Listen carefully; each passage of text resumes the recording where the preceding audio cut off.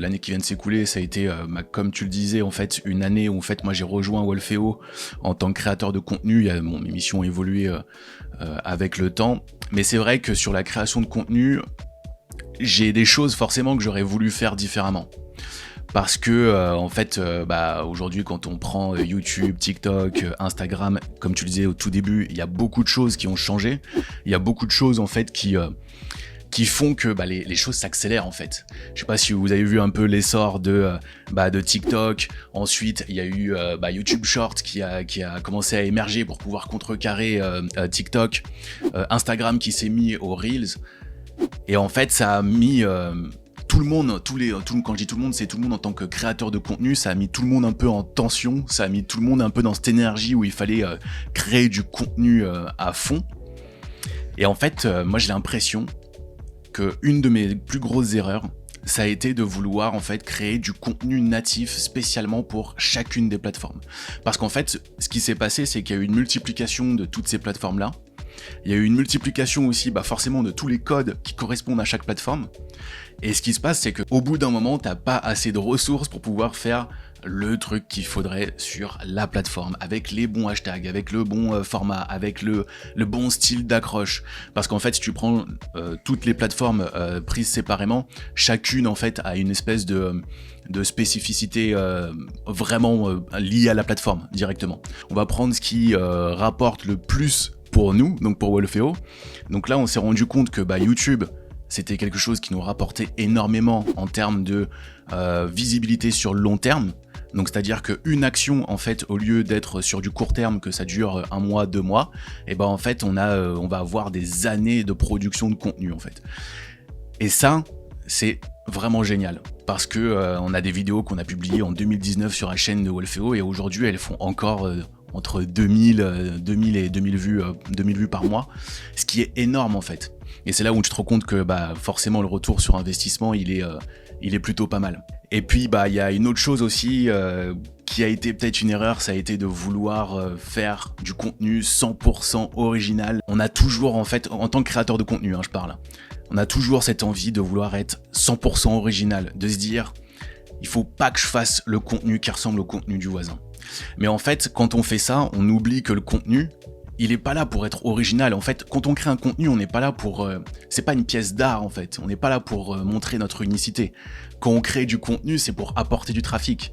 Donc si les personnes, elles sont là pour savoir, je sais pas, comment améliorer ses contenus sur Instagram, on s'en fiche de savoir si t'es original en le disant. Alors, de ramener un point de vue original, oui, mais va pas aller chercher un contenu qui n'a rien à voir si les gens veulent savoir comment améliorer leur contenu sur Instagram. Donc partir de choses qui sont des requêtes, des intentions des personnes, etc. Ça c'est vraiment quelque chose que j'ai un peu oublié dans mon année. Quelque chose sur lequel j'ai vraiment envie de travailler sur 2023, c'est le contenu un peu lisse. Vu qu'on n'est pas là pour réinventer la roue, il y a 10 000 personnes, 10 000 créateurs de contenu qui font la même chose. Donc par contre, si moi je suis en train de faire une prise de position vraiment forte où je dis je donne mon avis dessus, ou je donne un cas extrême en fait où on va être sur de la création sur un sujet particulier, ça aura beaucoup plus d'impact que de tout simplement donner les bonnes étapes pour pouvoir faire X ou Y. Donc soit je vais lier en fait la question à l'actualité, donc du coup là je vais avoir une traction pas possible parce que c'est le sujet du moment forcément, soit rendre le contenu beaucoup moins lisse en disant, en prenant position en fait sur le contenu que je suis en train de créer. C'est des bons partages que tu nous donnes ici. Être un peu aussi clivant, comme tu viens de le dire, je pense, sur certains de ces contenus-là.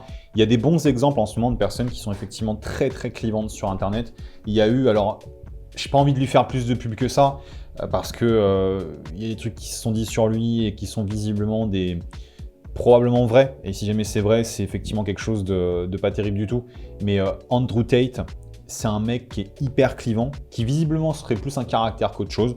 Après, je sais pas ce qu'il fait vraiment dans la vie privée, etc. Je suis pas juge et par rapport à tout ce qui se passe, bref, on s'en fout, c'est pas le fond du sujet. Mais Andrew Tate, Jake Paul, ce genre de personnes, en fait, c'est des personnes qui vont donner leur avis, qui vont être clivantes. Et être clivante et donner son avis, c'est pas forcément être négatif, rentrer dans les gens, être insultant ou être un peu comme ces personnes, à la limite du misogynisme, ou je sais pas si on peut l'exprimer comme ça, mais c'est pas forcément négatif dans ce sens-là, mais c'est partager son avis, donner son opinion et le dire haut et fort en fait. Et c'est vrai que si on regarde un petit peu les contenus de Wolfeo jusqu'à maintenant, on n'a pas été trop dans cette mouvance-là. C'est un petit peu lisse, effectivement, comme tu l'as partagé.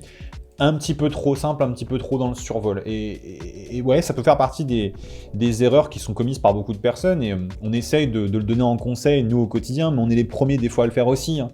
Donc ça n'empêche que nos conseils sont bons, mais des fois, on les suit pas forcément à la lettre parce que nous aussi, on est humains et nous aussi, on va revenir sur ces différents travers qui sont qu'on ne veut pas frustrer les gens.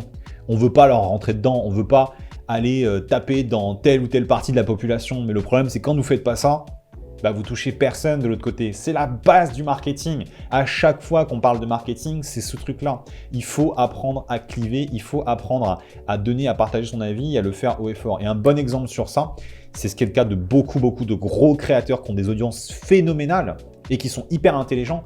C'est une personne par exemple comme Jake Paul, on aura l'occasion d'en parler dans pas longtemps. Jake Paul, là où c'est admirable ce qu'il fait, un peu comme Conor McGregor aussi, un grand fighter d'UFC. C'est marrant parce que le mec, et même Jake Paul, ils vont être très détestés, mais ils vont aussi être adorés. C'est-à-dire que vous avez des personnes qui les adorent, qui vont les regarder, tous les combats, tout ce qu'ils font, etc., parce qu'ils ont envie qu'ils gagnent, quoi. Ils ont envie qu'ils y arrivent.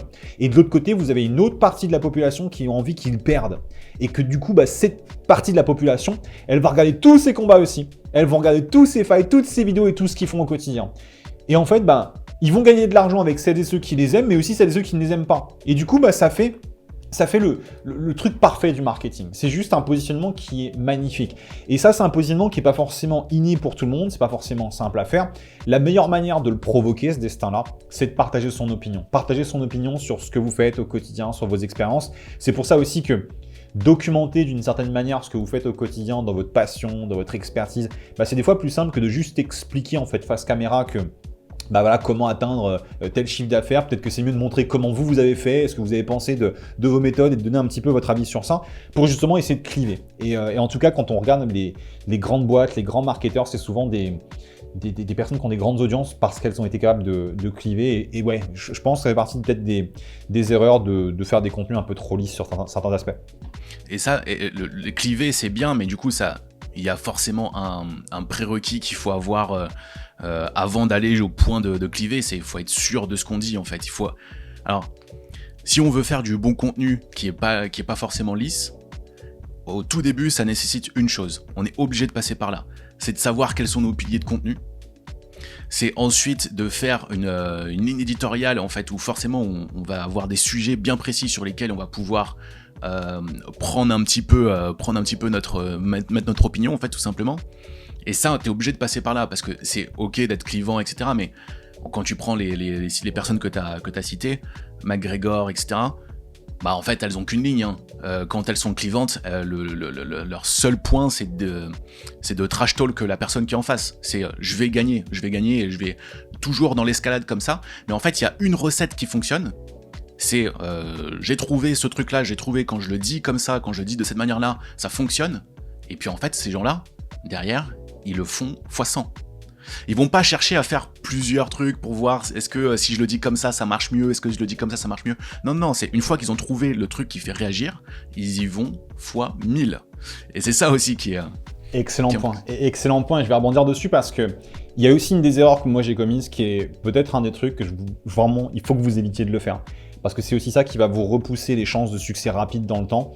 C'est que des fois, en fait, quand vous avez un truc qui marche, arrêtez de tester un autre truc pour voir si ce truc-là potentiel pourrait marcher. Si vous avez trouvé un truc qui marche, mettez 5000% de votre énergie dans ce truc qui marche.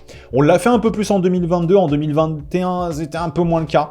Il y avait des campagnes que je faisais qui étaient bien et pourtant j'allais en tester d'autres pour voir si ça pouvait être mieux. Mais au final, je mettais de côté ce qui marchait bien, donc complètement con. Mais on a évité de le refaire en 2022.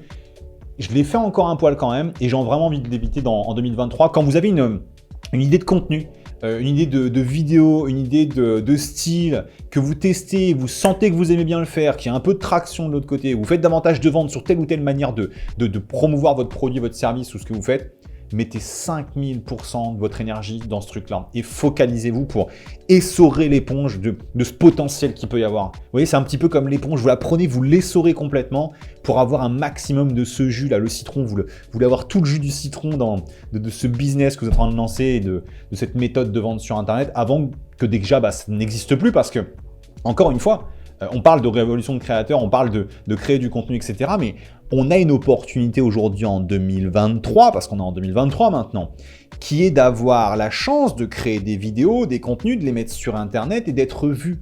Même si c'est 5 personnes, même si c'est 10 personnes, il n'y a rien qui nous garantit que ça sera encore le cas dans 5 ans, dans 10 ans ou dans 20 ans. Et il y a un truc en tout cas qui nous garantit avec l'histoire, c'est que déjà les choses vont évoluer, donc il y aura toujours de nouvelles opportunités, d'accord? Mais celles et ceux qui se mettent et qui profitent de ces opportunités aujourd'hui et qui mettent leur effort maintenant à 500% dessus, sont celles et ceux qui vont en tirer le plus gros parti dans les prochaines années. Puisque c'est toujours plus simple de se lancer maintenant que ça ne le sera dans 5 ans ou dans 10 ans. On le disait déjà depuis 10 ans que il fallait créer de la vidéo, il fallait s'y mettre, etc. Et tous ceux qui ont commencé à le faire assidûment dans la continuité il y a 10 ans, ils sont en train de gagner un truc de dingue aujourd'hui. On va en parler justement dans ce podcast de ce soir. Mais ça, c'est pour dire que quand vous avez un truc qui marche, arrêtez de chercher une nouvelle méthode. Il y a pratiquement toutes les méthodes aujourd'hui de vente sur Internet qui fonctionnent ou de création de contenu qui fonctionnent. La plupart du temps, la raison pour laquelle vous n'arrivez pas à atteindre vos objectifs et à faire marcher une méthode, c'est pas parce que la méthode ne marche pas, c'est parce que soit vous êtes nul à appliquer cette méthode-là, ou alors parce que vous ne l'appliquez pas assez longtemps. Et ça, c'est une des raisons pour lesquelles vous n'y arrivez pas. Et pour ça, pour le régler, il suffit de le faire plus longtemps, de rester tête baissée, d'avancer à fond.